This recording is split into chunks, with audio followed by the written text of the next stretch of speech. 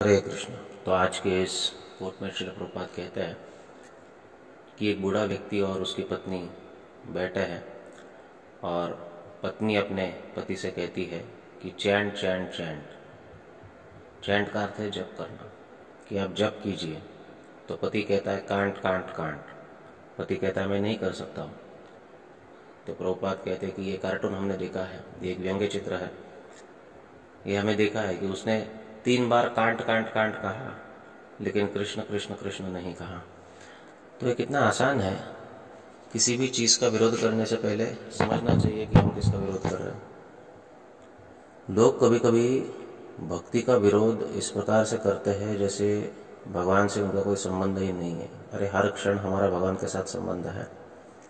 हम जो इतनी अहंकार से भरे इस शरीर का उपयोग कर रहे हैं, तो उस शरीर को जो प्राण पहुंचाते हैं वो भी भगवान है, अन्न पहुंचाते हैं वो भी भगवान है, जल पहुंचाते हैं वो भी भगवान है, हमको सूर्य का प्रकाश देते हैं वो भी भगवान है, ऋतु परिवर्तित करके अलग अलग प्रकार से हमें सुविधा देते हैं वो भी भगवान ही है। तो हम प्रतिक्षण भगवान के ऊपर निर्भर हैं।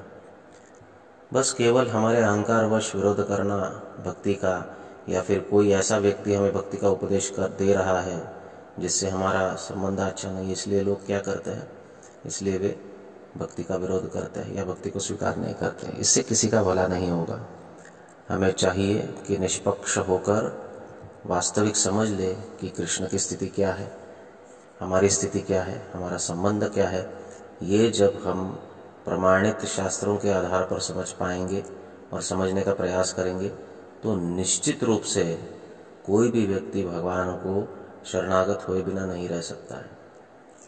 प्रामाणिक शास्त्र को हम नहीं पढ़ते हैं, नहीं सुनते हैं, इसलिए भ्रमित हो जाते हैं, और उस भ्रम के वश हम जो हमारे इस जीवन की सर्वोत्तम उपलब्धि है, कृष्ण भक्ति को प्राप्त करना, उस संधि को, उस अवसर को हम खो देते हैं।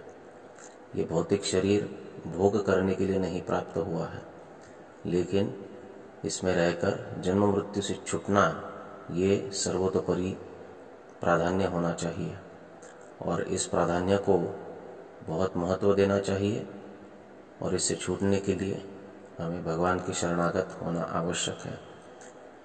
तो बाकी सब फिजूल की फालतू बातें करने से अच्छा है कि हम भगवान के नामों का जप करें, और ये जप संपूर्ण समर्पण के साथ करना चाहिए। इसमें कहीं अहंकार का कोई विषय नहीं है। हम अहंकार करके भी भगवान से किसी भी प्रकार की स्पर्धा कर नहीं सकते हैं। तो फिजूल में अपना जीवन व्यर्थ गंवाना ये सही नहीं है। भगवान को शरणागत होकर उनके प्रति साधना करना, नाम संकीर्तन करना, उनका पूजन करना, अर्चन करना, उनके नामों का जप करना, यही हमारे लिए श्रेयस्कर है।